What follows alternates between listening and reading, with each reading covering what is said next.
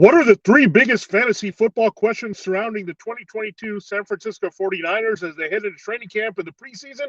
Time to break it down right here and right now as we begin another edition of Locked On Fantasy Football. Are Locked On Fantasy, your daily NFL fantasy podcast. Part of the Locked On Podcast Network. Your team every day.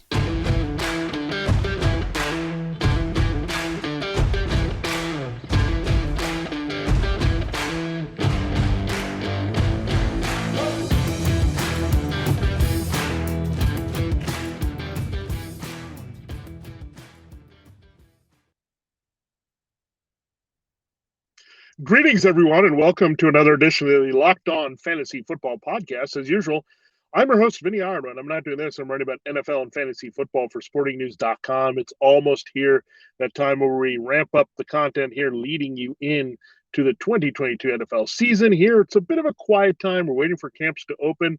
So we want to continue our series breaking down all 32 teams. We're almost done with our current division, the NFC West. Then we're going to flip it over to the AFC, go east to west, alphabetical order by team in each division there. We're on the San Francisco 49ers. So if you missed any of the previous shows, we're down to the 49ers and Seahawks to talk about the NFC. So 14 other shows are up. So check those out here as we try to break down what's going on with these teams while they're not doing anything and answer the three biggest fantasy football questions. We'll do that with the 49ers. And as we've done in the past, we'll focus a little bit on quarterback, a little bit on the running game and backfield receiving options, and then turn our attention to wideout and, if needed, tight end there. So we'll answer those three as best we can here for the 49ers on today's show. Thanks for making Locked On Fantasy Football your first listen today. We are free and available to you on all platforms. All right, let's answer the big question for the 49ers. They have a massive question. And this is a two-parter here. Will Trey Lance be the undeniable starting quarterback come week one? And what is his fantasy football upside here with the starting job in San Francisco? So let's get the easy part of this question out of the way. Everything is pointed to Kyle Shanahan and this offensive coaching staff starting Trey Lance. They got to see what this kid has. He's the number 3 overall pick from last year. They traded up to get him. He's on his rookie deal. Jimmy Garoppolo, that's a different story. They got to see if they can move his contract here. He's $26.9 million against the cap. If they move him, they would save 25.5. So everything points to the fact that they probably should move Jimmy Garoppolo. The question is, how are they going to do it? Can they eat some money? Can they get him to restructure, take a pay cut, and move him that way? But however you look at it, even if Garoppolo shows that his shoulder's okay and throws again, he had the surgery in March, Trey Lance is going to be your 49ers starting quarterback in 2022. They got to see what the kid has, and they drafted him because of the higher ceiling than Garoppolo. Garoppolo has a pretty high floor. He's been to a Super Bowl. He's been to another NFC championship game. So when you break all that down here for the 49ers, he's given them all that he can. But now it's time to see what Trey Lance, the rookie, has as, well, really essentially rookie. Played a little bit last year when Garoppolo was hurt, but see what he has here in year 2, becoming the full-time starting quarterback for the 49ers with his upside passing and running. We know last year he was pretty raw. He had that time off from North Dakota State where he didn't play at a showcase game, but didn't get that regular action in college football. So he needed to be redshirt last year. Made a lot of sense. He was very young, still learning the game and making that transition from pro to NFL. He had the COVID-19 fallout as well. So everything points to Trey Lance starting now, and the 49ers are going to have confidence in him. They're not going to have a fallback plan and pay a lot of money for Garoppolo to be the number 2. Garoppolo's going to stick around. He's going to have to take a big pay cut there with a restructure that will help the 49ers ultimately lock up Deebo Samuel with a long-term contract extension where while Lance is on the rookie deal, they can afford to pay Deebo Samuel top of the market wide receiver money. So now let's focus on Trey Lance, what he can do on the field here for the 49ers. Now, I think there's 2 guys that we're watching very carefully among the second-year quarterbacks. No, it's not Trevor Lawrence. He's adjusting to a new offense there with Doug Peterson in Jacksonville. Zach Wilson has some upside with the Jets and that Michael Floor offense, but it's resetting the table after he was hurt last year, and they've added a lot of new weapons. We're going to focus on the guy, again, that has the cheat code with the running ability and has all the weapons. It's Trey Lance. If Justin Fields had better weapons, we'd be looking at him as well. But the trust has to be in that coaching staff, the new Bears offensive system there. Can they really unleash Justin Fields where you feel that the 49ers would do that, Kyle Shanahan? But one thing to keep in mind is Garoppolo finished as a QB 17 last year. That's an overall scoring. So there's quite a bit of a ground that Lance has to make up. Maybe the running ability will do it. Maybe throwing downfield and getting a few more touchdowns will do it, as well as rushing for a few more touchdowns will do it to put him in the QB1 conversation. So it might surprise some people that Garoppolo was a pretty solid QB2 when healthy last season. So that's good news. And Lance did get a chance to run and make things happen with his feet in the limited action, namely that Texans game last year in 2021. So Trey Lance is going to run. They're going to have that element. That's something that's been missing. They've got so much versatility from George Kittle lining him up at different spots, Kyle Juszczyk at fullback, here Deebo Samuel, that hybrid player, being the center of it all, that Lance is going to be used in many ways. The 49ers' point here with Shanahan is to keep people off their toes, have it run oriented, which helps there with Elijah Mitchell, expected to be the feature back, and we'll get into him in our next segment. But looking at Lance, he's going to play off the running game, which is a run heavy team. Very good offensive line, anchored by Trent Williams, the best left tackle in the game. You're still very strong, even minus Lake and Tomlinson. So great offensive line, good running game to play off of. Good weapons in Samuel, Kittle, Brandon Aiyuk, and others, including Juwan Jennings, who I think will have a nice bigger role here for them this year. So looking at Trey Lance, definitely has QB1 appeal. I mean, just has to bump up 5 spots from Garoppolo. And again, rushing production and scoring will be pretty critical here to what Trey Lance can do. So he's green, but the system is great. The weapons are great. The protection is good. The running support is good where he can play off of that with his own legs. So really excited to see what Trey Lance can do, unleash him.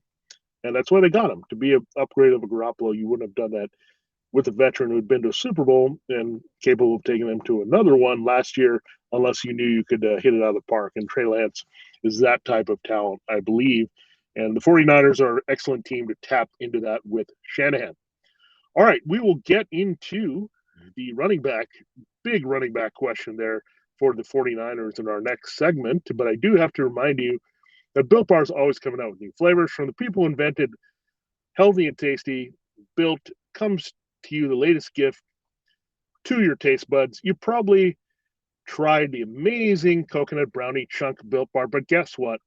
Your friends at Built have given us the coconut brownie chunk puff as well to really turn it upside down. And the puff treatment is awesome. That's right, the coconut brownie chunk Built Bar flavor you love in a deliciously chewy marshmallow covered in 1% real chocolate package. It's like a fluffy cloud of chocolate and coconut brownie goodness. But stop drooling and listen. They're good for you. Low calorie, low sugar, high protein, and all delicious coconut brownie chunk puffs are only here for a limited time. Go to built.com now to make sure you don't miss out. They're going to be gone fast because they taste amazing. All Built Bars are made with collagen protein, which your body absorbs more efficiently and provides tons of health benefits. Get something that tastes good and is good for you. The best part about Built Puffs, of course, they taste amazing, but you can also enjoy them guilt-free because they're actually good for you. They're the perfect treat, perfect when you've got a craving, you need to satisfy your sweet tooth, or if you just need a quick, healthy snack. They are an excellent go-to source of protein. Delicious coconut, rich, sweet brownie flavor, creamy marshmallow. Stop fantasizing. Get to Built.com to order your box of coconut brownie Built Puffs right now. And then go to Built.com, use the promo code LOCK15 and get 15% off your order. Use the promo code LOCK15. All right, we will continue our look at the 49ers, 3 biggest and key fantasy questions here for 2022 ahead of training camp and preseason with a look at the running backs. And right now, the leader to be the big touch guy for Kyle Shanahan. Keep in mind, this is something similar to his father, Mike, going back to the Broncos days. They had Terrell Davis, but then you had guys like Reuben Drones, Mike Anderson, Olandis Gary. These type of people were recycled throughout, Tatum Bell. And they had one guy touch the ball quite a bit. And that's what's happened with the 49ers. Check out the Kyle Shanahan era here. Last 4 years, before Mitchell led the league in rush or led the team in rushing last season, you had Jeff Wilson Jr., Raheem Mostert, Matt Breida, Carlos Hyde. So this team is always changing its running back situation because they can plug and play a lot with the zone blocking scheme. The offensive line sets it up. They're so athletic that most running backs with that juice and patience to wait for their blocks are going to have success on this team. So it's more about finding the types of running backs that fits. That's why they don't invest a lot in the running back. So Mostert is gone. They didn't bring him back here. He's now trying to resurrect his career elsewhere. His knee injuries just caught up to him. But it's interesting that Tyrion Davis-Price, the rookie out of LSU, is right now listed as their number 2 in the depth chart. Jeff Wilson Jr. is third. And remember Trey Sermon, we hyped him up last year thinking he was going to be the guy, and Sermon disappointed in camp and preseason, got in the doghouse of Shanahan, and suddenly the pivot was to the other rookie, Elijah Mitchell. So Tyrion Davis-Price enters the mix to confuse things even more without Mostert. Again, Breida long gone out of this mix, but Wilson is still hanging around, and he's the guy that, again, led the team in rushing just as recently as 2022 because of injuries. Sermon, you can't rule him out. He could easily have a nice camp and get back and really be trusted by the 49ers coaching staff if he's matured a little bit in year 2. And he's a little bit of a bigger back. Elijah Mitchell is a bit frail. Can he hold up for that many key touches? They saw that in a lot of games last year. But for now, I would side. The question really to ask is, can you trust Elijah Mitchell as the 49ers feature back? Yes, you can to a degree. And it's a little bit more defined than last year because we had Mostert and Wilson, injury-prone guys that were there. Sermon seemed like the upside guy based on where he was reality drafted ahead of Mitchell, but Sermon disappointed there. But now Mitchell is established as a back that had success last year. But we also know it's a revolving door, and we do want to pay attention to Davis-Price there in the camp competition, see what kind of reps he gets. Does he get to second team behind Mitchell? Because then he'd be the upside guy that you would put in as your rough handcuff. Because you see Wilson, he's limited. You can have some big touchdown games, but you figure with Davis-Price in the mix that Wilson is more relegated to that number 3 that he's on the depth chart as now. And Sermon is going to have to work his way up. So for now, you have to trust that Elijah Mitchell is going to be the guy. And we know the 49ers running game, whoever's the healthy guy, that's been really the only issue. They've been dealing with a lot of durability issues. Definitely had that with Wilson, Mostert, and Breida, which is why they added 2 more backs in Mitchell and Sermon and had another back again in Davis-Price this year. So it's tough. The 49ers like to collect offensive skill players, whether they're running backs, quarterbacks. We saw they also drafted Brock Purdy this year. So that's what Shanahan does. He likes to have those array of guys and options. So with reluctance, we're going to endorse Elijah Mitchell as a strong RB2 here, but you got to watch the situation to see who might be the guy who gets the touches if Mitchell should break down. Keep in mind, he missed time last year as well. So there's no injury-free guy, and they're not going to be totally married to someone if they are missing a game or 2. They'll pivot to someone else for the game, and they're not going to mess with minor injuries and plug in someone in there for 25 touches. So something we're to watch, but we do feel semi-confident that Elijah Mitchell is going to be the guy, and he did plenty last year to prove it when he was on the field. He fit the zone blocking scheme really well. We thought that made him a sleeper in the system if he could get an opportunity, which he did over Sermon and all those injured veterans last year. So yeah, we have a young core of 2 second-year players, Trey Lance and Elijah Mitchell, playing off each other. It's exciting, and the potential is there in fantasy football for sure. Now, our last question will be centering around the wide receiver core, and we'll get into that in our final segment. Make sure you're checking out all the great shows here on the Locked On Work. It is quiet in the NFL, but it's very active in NBA right now with the Kevin Durant watch. Where will he go? Rudy Gobert has been on the move from the Jazz to Mavericks. Locked On NBA are our team podcasts. They're going to keep track of all the moves, the fallout from them, and what moves still can be made here post-draft to improve these teams. So a lot to watch out for there as teams try to line up and try to go after what you're looking for in trying to compete with the Warriors for an NBA title. So good stuff there. Check out our Locked On NBA network of shows, as well as all our great shows on the Locked On NFL network, team by team, national shows. We've got you covered here all throughout the season and off season on Locked On Network. All right, it's time to close the show looking at what we have with the 49ers wide receivers, we know where they are at tight end. So we'll set that aside. George Kittle has a new backup there, Tyler Kroft. But the big question is, can Deebo Samuel and Brandon Aiyuk repeat their 1-2 punch from last season again this year with the transition to Trey Lance? Now, Deebo Samuel, I don't know if he's going to get enough carries, but that cuts into Mitchell a little bit. That's why we dropped Mitchell into RB2 status, because Samuel is there to get some touches out of the backfield. I don't think they'll totally wear him down. They are looking to pay him, and he wants a big contract here going forward. So I think you'll get the Deebo Samuel contract at some point, but there's going to be some parameters where if he maybe has some snaps as a running back hybrid or how much he should exactly get paid. But I don't think that'll hang over him. I think he's still going to be a big part of what they do. He's just too versatile, too important. The one thing you worry about, of course, is durability. But Brandon Aiyuk has those issues as well. So other than Cooper Kupp, because of Deebo Samuel's hybrid role, there was no wide receiver that was more valuable last year.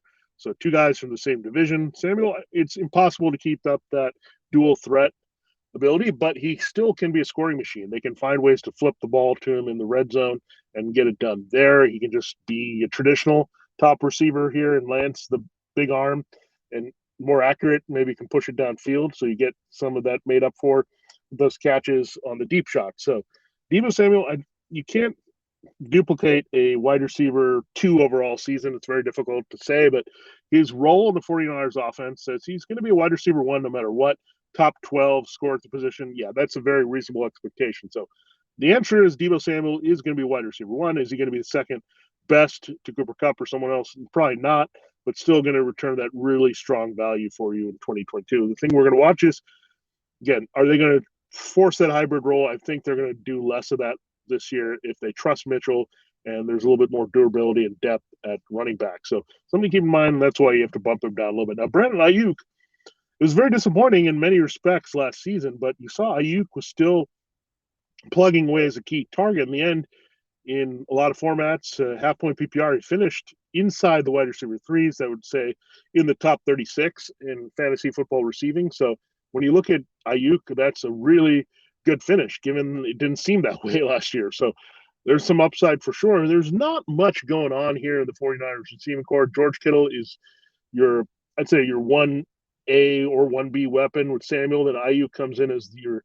option number 2 behind those guys, but really have dropped. So Juwan Jennings is a player, but I think he can help in certain places to pad Lance's stats passing. But then you have Danny Gray, you have Ray McLeod, then you have former Cowboy who had flashes with Dak Prescott, Malik Turner. He's now in the back of the roster. You've got some other guys gone, such as Richie James, who are contributing in the mix here. So looking at the 49ers, again, it's streamlined well to 3 players. That's what we talk about a lot in fantasy football. That's where you want that balance to be. You want 3 key targets in the offense and maybe not more, not less. So you have somebody to deflect the coverage attention and spread it around between those 3 guys, but also not too many mouths to feed where they're spreading the ball around like nuts. So there's not that case, and Kittle also has his own durability issues. So that would lean towards Samuel and Aiyuk getting more targets. Kittle seems inevitable to miss a little bit of time, but a drop off at wide receiver suggests Samuel and Aiyuk will be busy with Lance as they push the ball a little bit better downfield, minus Garoppolo. So the wideouts will be helped, and playing off Kittle doesn't hurt, and also playing off the running game and very good pass protection where you can push the ball downfield. All those things line up really well here to keep Samuel and Aiyuk going. So Samuel drops down a little bit as a wide receiver 1, but still right up there, just out of a reasonable regression.